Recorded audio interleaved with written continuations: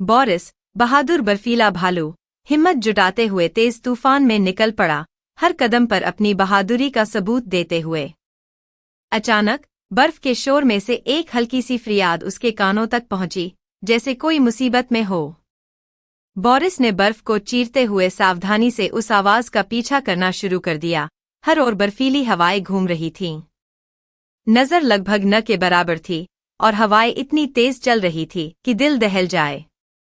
रास्ते में बर्फ की फिसलन भरी सतह उसके कदमों तले खिसकने लगी, मगर वह संभल कर आगे बढ़ता रहा।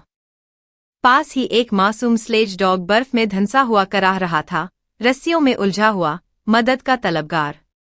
बोरिस ने नरमी से कांपते हुए हाथों से रस्सियां खोलनी शुरू कीं। ठंडी हवाएं उसके जिस्म को चीर रही थीं।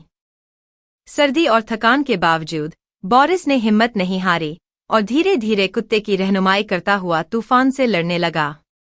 दोनों एक दूसरे का साथ देते हुए बर्फीले तूफान में धीरे धीरे आगे बढ़ते रहे। हर कदम एक जद्दोजहद थी। थकान ने उसे चारों तरफ से घेर लिया था, मगर उसका दिल हार मानने को तैयार नहीं था। बोरिस ने अपनी आखिरी ताकत को इकट्ठा किया और ठंडी हवाओं का मुकाबला करते हुए अपनी मंजिल की तरफ बढ़ता रहा।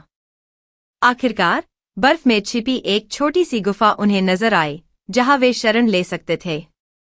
गुफा के अंदर तूफान की गड़गड़ाहट सुनाई देती थी, मगर बोरिस का दिल इत्मीनान और सुकून से भर गया था। बोरिस ने न सिर्फ बर्फीले तूफान को, बल्कि अपने दिल के डर को भी हरा दिया था। वह आज एक सच्चा हीरो था।